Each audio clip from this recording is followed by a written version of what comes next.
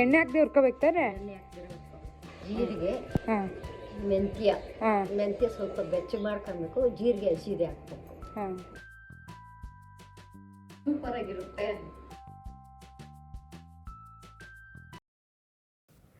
ನೋಡಿ, ಇವ್ರು ಬಂದು ನಮ್ಮ ಅಜ್ಜಿ. ಇವ್ರು ಮಾಡೋ ಎಲ್ಲ ಅಡುಗೆಗಳು ಸಖತ್ತಾಗಿರುತ್ತೆ.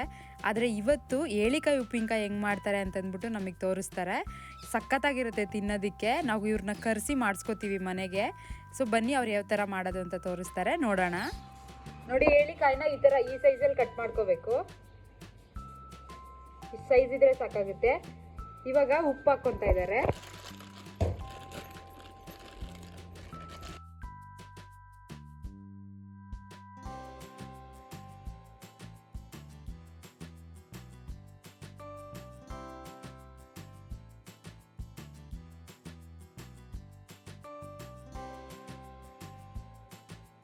ಹಾಂ, 12 ಕಾಯಿಗೆ 12 ಇಡೀ ಉಪ್ಪನ್ನು ಹಾಕ್ಕೊಂಡಿದ್ದಾರೆ ಇವಾಗ ಇದರಲ್ಲಿ. ಹಾಂ, ಇವಾಗ ಈ ಬೆಳ್ಳುಳ್ಳಿನ ನಾವು ಸ್ವಲ್ಪ ಜಜ್ಕೋಬೇಕಂತೆ. ಇದನ್ನ ಜಜ್ಕೋತೀವಿ.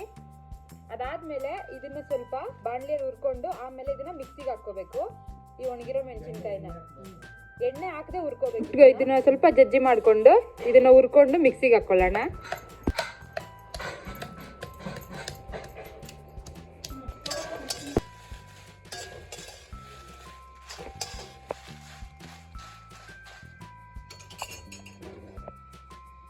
ಈ ಮೆಣಸಿನಕಾಯಿ ಸ್ವಲ್ಪ ಮೆತ್ತಗಿರೋದ್ರಿಂದ ನಾವು ಇದನ್ನು ಹುರ್ಕೊಂಡು ಆಮೇಲೆ ಮಿಕ್ಸಿಗೆ ಹಾಕ್ಕೊಂಡ್ರೆ ಚೆನ್ನಾಗಿ ನುಣ್ಣಗಾಗುತ್ತೆ.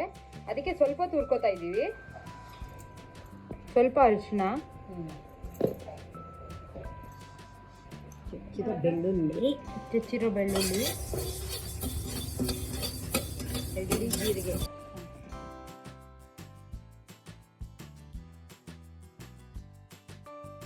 ಜೀರಿಗೆ ಪೌಡರ್.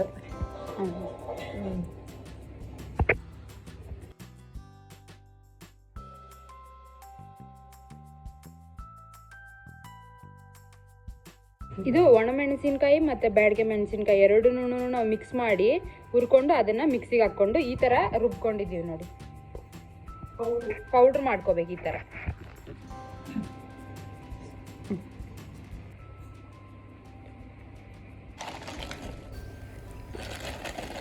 ಇವಾಗ ಇಲ್ಲಿ ಇನ್ನೂ ಒಂದು 3 ಹಿಡಿಯಷ್ಟು ಉಪ್ಪನ್ನ ನಮ್ಮ ಅಜ್ಜಿ ಹಾಕ್ಕೋತಾ ಇದ್ದಾರೆ.